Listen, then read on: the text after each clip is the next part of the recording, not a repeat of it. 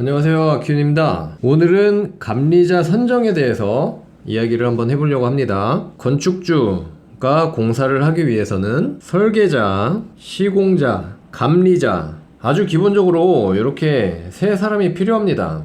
여기서 이제 설계자는 건축사가 되고, 마찬가지로 이제 감리자도 건축사라고 보시면 됩니다. 요 설계와 감리의 업무를 보통 이제 건축사들이 하죠. 이랬을 때 여기에서의 이 감리자를 선정하는 거에 대해서 오늘 말씀드릴 거거든요. 그 전에 이 설계자하고 시공자 선정하는 거에 대한 영상도 이전에 올렸었어요. 바로 요 두 영상 참고하시면 되고요. 요 영상 주소는 제가 하단에 내용란에다가 링크를 걸어 두겠습니다. 그러니까 요 영상도 한번 보시면 도움이 되실 거예요. 그래서 이 감리자가 그럼 뭐 하는 거냐, 일단 설계자가 설계를 하고 그 시공사에서 공사를 하지 않습니까? 그 공사가 시작되면 이 감리자가 공사가 진행이 잘 되는지를 검사하는 역할을 합니다. 그래서 이 감리자도 꼭 필요하고 굉장히 중요한 요소 중에 하나죠. 그리고 제가 최근에 현장에 나가서 올리는 영상들 있죠. 뭐 최근뿐만이 아니라 굉장히 오래됐는데 그 현장 영상들이 대부분 이제 이 감리를 하는 영상이에요. 그래서 여기에 대해서도 질문을 많이 해주시거든요. 감리자 선정에 대한 것도. 근데 이제 그 질문들은 보통 보면 제한적입니다. 딱 두 가지. 뭐냐면 아까 이제 설계를 건축사가 한다고 그랬잖아요. 그렇기 때문에 이 설계자를 감리로 그대로 선정을 할 것이냐, 아니면 정말 아무것도 모르는 제3자 건축사, 둘 다 건축사인데 이제 이 건물을 직접 설계를 한 건축사를 감리를 바로 시킬 거냐, 아니면 제3자 아무도 모르는 사람을 그냥 건축사로 다시 선정을 해서 감리를 맡길 것이냐, 딱 이 보통 두 가지로 나뉩니다. 웬만한 건물들은 이제 이 설계를 한 사람이 감리를 할 수가 있는데, 또 그렇지 못한 건물들이 간혹 있어요. 허가권자 지정감리라고, 이건 이제 보통 이제 주택용도가 들어가면 그 관청에서 허가를 내주는 이제 건축과죠. 거기에서 지정을 하는 사람, 아마 명단이 있어서 뺑뺑이로 이제 돌아가면서 순서를 줄 거예요. 뭐 기준이 뭐 디테일하게 있지만 그냥 쉽게 주택용도가 들어가면 설계자가 감리를 못하고 이 관에서, 나라에서 지정하는 제3자 건축사가 감리를 해야 된다, 이렇게 생각하시면 됩니다. 근데 일단 요걸 제외하고 그냥 설계자가 감리를 할 수 있다는 일반 건물들이라고 생각을 하고 저는 말씀을 드리는 겁니다. 어쨌든 이렇게 제3자 건축사에 대한 얘기를 하는 거 보면 여기에는 뭐가 있다는 걸까요? 이 건축주분들한테 살짝 의심 아니면 이제 우려가 있다는 거겠죠. 이 감리자는 시공사가 공사를 잘 하고 있는지 못하고 있는지 아주 정직하고 냉정하게 지켜봐야 하는 역할인데, 그렇게 공정하게 감리를 하기 위해서는 아무래도 이렇게 아무와도 관련이 없는 제3자의 건축사가 감리를 해야 되지 않겠느냐, 이런 거죠. 혹시라도 이 설계자랑 이 시공사랑 짬짬이 해가지고 뭐 잘못된 것들도 그냥 넘겨주지 않을까, 뭐 이런 걱정들. 근데 거기다가 만약에 이제 건축주가 시공사를 몰라가지고 설계자한테 시공사 좀 괜찮은데 소개시켜주세요, 그래가지고 이제 시공사를 소개를 받았어요. 만약에 이렇다면은 또 더 우려가 될 수도 있겠죠. 완전 여기는 한 패거리 아니야? 막 이런 식으로 해가지고요. 충분히 그렇게 생각하실 수 있습니다. 그래서 이제 제가 말씀드리고 싶은 거는, 이제 착공을 진행하시려면 이 해당 설계자와 이 건축사와, 그러니까 그 전에 설계를 쭉 진행하셨을 거 아니에요. 계획 설계부터 실시 설계까지 쭉 설계를 진행하셨을 거란 말이죠. 그뿐만이 아니라 뭐 건축 허가라는 행정 업무도 진행했을 수도 있고, 뭐 그 전에 심의나 이런 것들도 받았을 수도 있고, 이 착공 전까지 이 모든 과정들을 쭉 함께 해오면서 어쨌든 소통을 해오셨을 텐데, 이제 그 과정들을 겪어보셨다면 대략 그 건축가가 어떤 사람인지 충분히 이제 아실 거라는 얘기입니다. 물론 이제 사람이 완벽할 수는 없죠. 때로는 이제 놓치는 부분이 있을 수도 있고 실수하는 부분이 있을 수도 있어요. 근데 그것보다도 그런 경우에 그걸 이제 바로 나가려고 하는 그런 자세나 태도, 사실 그런 부분이 더 중요해요. 이게 뭐 설계할 때도 마찬가지지만 그 나중에 있을 이 진짜 공사가 시작되고 나서도 그런 모습들이 정말 중요하거든요. 현장에서 여러 가지 수많은 이제 공정들 중에 뭐 잘못되거나 오시공 그런 부분들이 나올 텐데 결정해야 되는 부분이 생길 수도 있고요. 그럴 때 이 설계자의 그런 태도나 마음가짐이 굉장히 중요하기 때문에 그 부분에서 정말 괜찮은 사람이라면 아마 공사 중에는 진가를 더 발휘할 거거든요.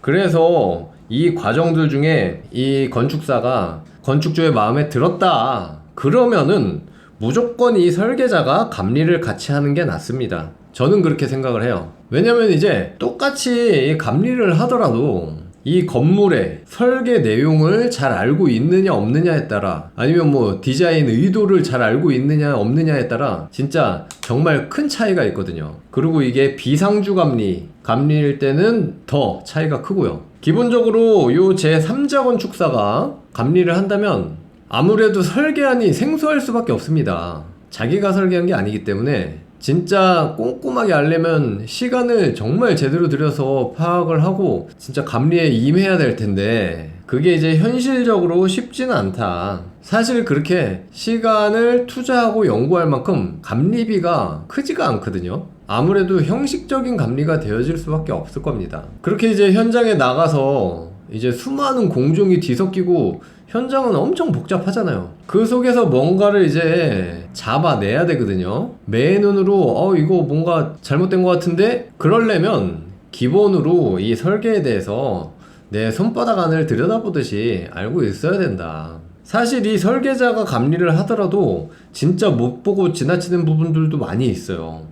굉장히 어려운 부분이긴 합니다. 근데 설계 안 한 제3자 건축사가 보기에는 얼마나 더 어렵겠냐 이 말이죠. 제가 이런 말씀 드리면 아니 뭐 분명 설계 도면에 있고 그것대로 감리를 하는 건데 누가 하든 거기서 거기 아니겠냐 라고 생각하시는 분들도 계실 거예요. 근데 전혀 그렇지 않고요. 제 감리 현장 영상들 보시면 정말 현장은 전쟁터예요. 정신없고 복잡하고 또 그 긴 기간 동안 계속 꾸준히 웬만한 건물들 1년 이상씩은 공사하잖아요. 게다가 이 비상주 감리는 현장에 내내 붙어있는 것도 아니고요. 또 이 비상주 감리자들은 이 사람 나름대로 또 자기가 설계하는 건물들이 있고 여러가지 건물들 두세 개 이상씩 맡고 있을 텐데 온전히 이 진짜 감리하는 건물에 신경을 쓰고 있을 수는 없거든요. 사람이 한계가 있습니다. 저도 뭐 두세 개 설계를 하고 있고 그러다가 감리 현장 가끔씩 나가면은 아 맞다 이 부분은 이랬었지 저 부분은 저랬었지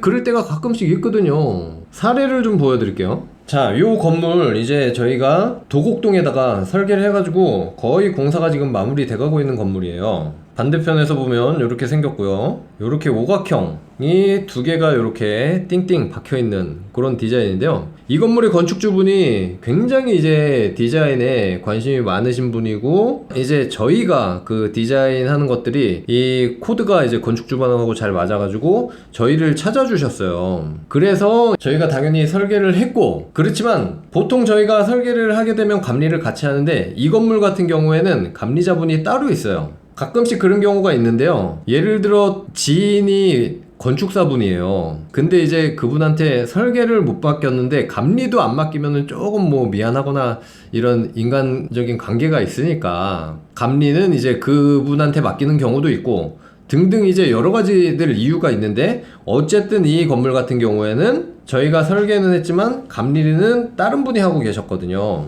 근데 보시면 이제 롱브릭으로 이런 부분들이 다 시공이 되고 또 일부는 징크 판넬로 시공이 되고 이런 건물인데 롱브릭 벽돌을 쌓아 나가서 이제 요런 오각형 각진 사선의 형태나 이런 것들이 완성이 돼야 되는데 이게 깔끔하게 되기가 굉장히 어렵겠죠. 그래서 이제 분명히 저는 현장에다가 처음부터 얘기를 했어요. 이 롱브릭 이 경사진 부분 요거 시작되기 전에는 반드시 이제 설계자인 저를 불러가지고 다 같이 이 조적하시는 기술자분하고 머리를 맞대고 좀 얘기를 한 다음에 진행을 하자. 안 그러면 이 형태 잡기가 굉장히 어려울 것 같다.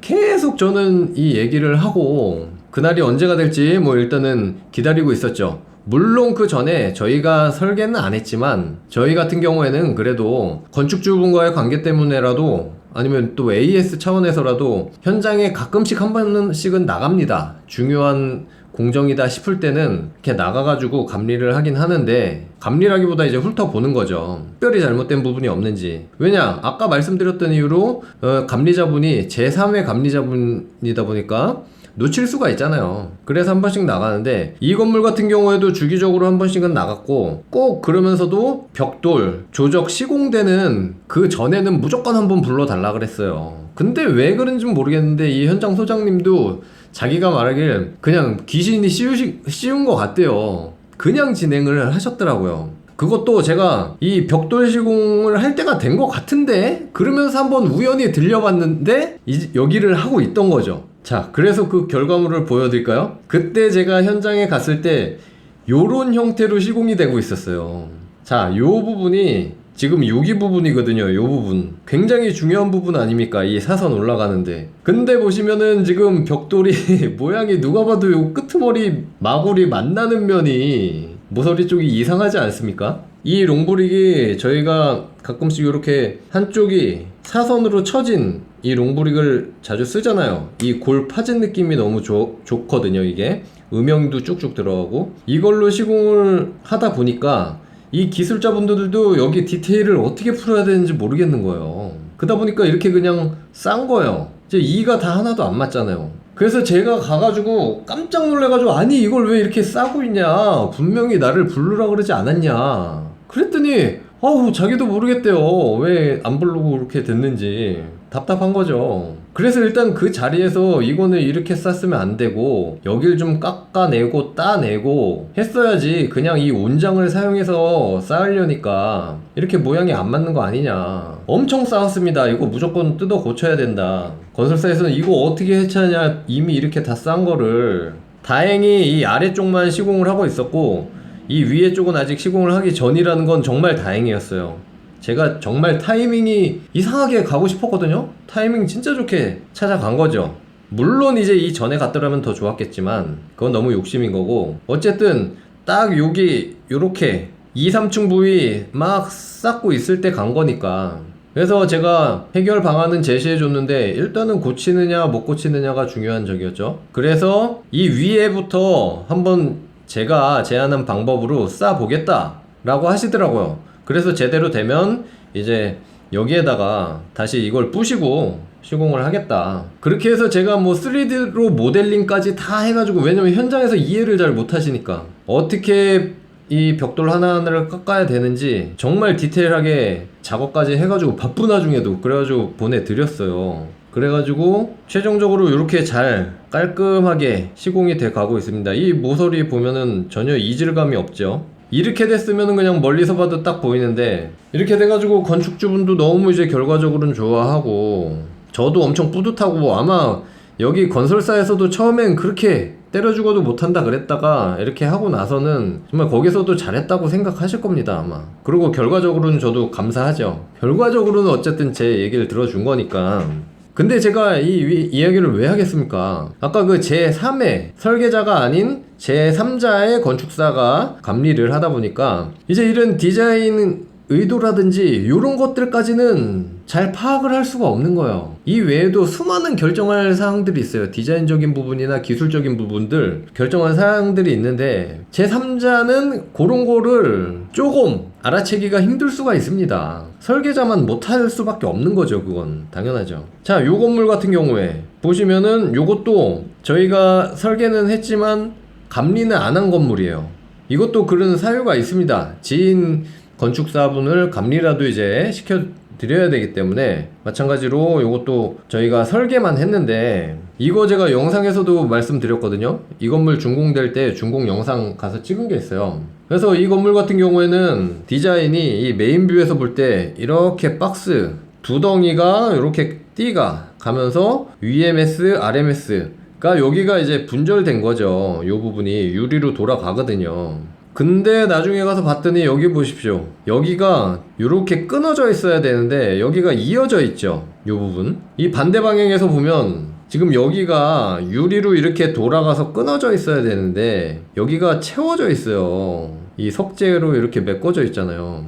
그래서 그래서 이 두 덩어리의 박스 느낌이 안 나는 거죠. 물론 디자인은 주관적이라 쫙 이어지니까 더 좋아 보이기도 한다, 그럴 수도 있어요. 근데 일단 설계 의도는 놓칠 수 있다 이거죠. 막 이거 골조공사 진행되는 중에 진짜 복잡하면 저희도 이런 거 물론 놓칠 수도 있습니다. 근데 이제 제3자는 그거보다 더 심할 수밖에 없다, 이게 요지인 거죠. 제가 쭉 길게 이제 얘까지 들어가면서 설명을 해드렸는데요. 이 정도면은 충분히 제가 드리는 말씀을 이해하실 수 있으실 거라고 생각이 됩니다. 진짜 근데 만약에 이 초기 설계 단계부터 건축사와 진짜 마찰이 있어가지고 뭔가 안 맞았다, 그러면 진짜 이야기는 달라져요. 그때는 제3자 건축사로 바꿔야 되겠죠. 디자인 의도고 뭐고를 떠나서 공사 감리를 제대로 해야 되는데 설계자가 당연히 좋은 사람이 아니라고 느껴지면은 바꾸셔야 되지 않겠습니까? 실제로 저희한테 설계 의뢰나 이제 상담하러 오시는 분들 중에 기존 설계자와 다툼이 있어서 뭐 안 맞아서 이래서 바꾸려고 오시는 분들도 종종 계셔요. 중간에 오십니다. 막 설계가 진행되고 있는데도 불구하고. 그리고 또는 설계가 마음에 안 들어서 오시는 분들도 계시고요. 뭐 더 좋은 디자인을 해보고 싶다, 내 건물 더 이쁘게 짓고 싶은데 약간 이제 뭐 디자인이라든지 이런 부분이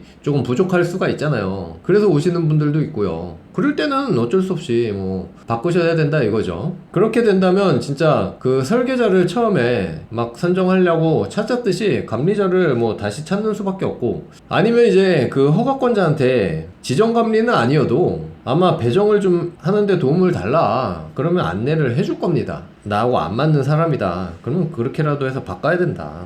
또 영상이 길어졌는데 이 정도 말씀드리면 오늘의 내용은 대충 감이 잡히시리라 생각됩니다. 오늘 영상 여기에서 마치겠고요. 다음에 더 좋은 영상으로 돌아오도록 하겠습니다. 감사합니다.